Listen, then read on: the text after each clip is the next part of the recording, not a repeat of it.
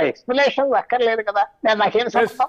Yeah నేను ఏమంటానంటే మా ప్రమేయం ఉంటే రేవంత్ రెడ్డి గారు మాట్లాడేవారు, మా ప్రమేయం లేదు, మాకు సంబంధం లేని విషయంలో జోక్యం చేసుకోం.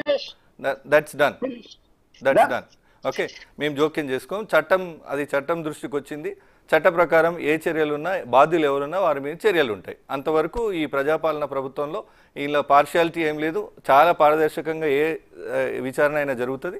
దాన్ని ఎవరైనా పెద్దలు వెరిఫై చేసుకోవచ్చు. ఒకటి. రెండోది, ఇక ఫేక్ వీడియోలకు కంటిన్యూషన్లో మాట్లాడితే మాత్రం మీరు చూసిర్రు, దుబ్బాక బై ఎలక్షన్లో వచ్చిన ఫేక్ వీడియో సంగతి మీకు తెలుసు. కొన్ని ఛానళ్ళ లోగోలు వాడుకొని చేసి ఎవరి ఫేవర్గా అది జరిగింది, తర్వాత ఫలితం ఎవరి వైపు వచ్చిందో మీకు తెలుసు. రెండు, జేఎన్యూలో జరిగినటువంటి పెద్ద వితండవాదం, అసలు అనని దేశభక్తికి వ్యతిరేకంగా దేశ ద్రోహంగా మాట్లాడని మాటలన్నీ దానిలో చేర్చి ఇప్పటివరకు ఏ కోర్టుల ముందు ప్రూవ్ కాలేదు, అన్ని అక్విటల్ అయిపోయినాయి కేసులు కన్నయ్య కుమార్ అండ్ ఆల్.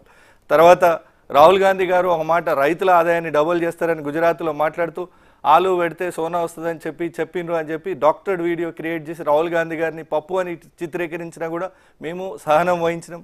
తర్వాత ఇక తెల్లారులేస్తే వాట్సాప్ యూనివర్సిటీ ఫేక్ సమాచారం అయితే మీకు తెలిసిందే. ఇది ఒక అంశం. రెండు, రాజ్యాంగ రిజర్వేషన్లు విషయానికి వస్తే ప్రజలకు మేము మా ముఖ్యమంత్రి గారు స్పష్టత ఇచ్చిండ్రు. మేము మరొక్కసారి రిజర్వేషన్లు పెరగాలంటే బీసీ, ఎస్టీ, ఎస్సీ మైనారిటీలకు రిజర్వేషన్లు ఉండాలన్నా, కోటా పెరగాలన్నా, వాళ్ళ జనాభా ప్రాతిపదికన రిజర్వేషన్లు అమలు కావాలన్నా కాంగ్రెస్ అధికారంలోకి రావాలి. రిజర్వేషన్స్ ఉండొద్దు అంటే బీజేపీ వైపు వాళ్ళు ఆలోచిస్తే మనం ఏం చేయలేం. కానీ దీనికి ఒకటి నోటి మాట ద్వారా చెప్పింది కాదు.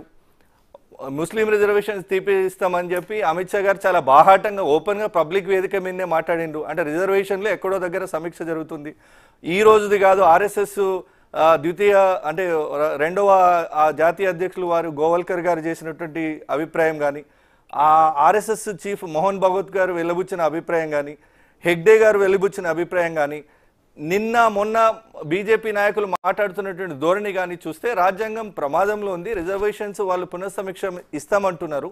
ఆల్రెడీ 99లో ఎన్డీఏ కూటమి వాజ్పేయి గారు ప్రధాని ఉన్నప్పుడు వారు దీనికి సమీక్ష కోసం కేఆర్ నారాయణ గారితో ఒక కమిటీ వేసిండ్రు. వాళ్ళ ధోరణే రిజర్వేషన్లు ఎప్పుడు తీసేయాలనే ధోరణిలో ఉంది. ఈసారి వస్తే మాత్రం తప్పనిసరిగా 371 ఇవన్నీ కూడా ఏవైతే వాళ్ళు మాట్లాడుతున్నారో ఆ కోవాలోనే రిజర్వేషన్ కూడా థర్డ్ అంశంగా ఉంది. కాబట్టి వాళ్ళ హిడెన్ అజెండా చాలా క్లియర్ ఉంది. మేము ప్రజల్ని చైతన్యం చేసే పని చేస్తున్నాం.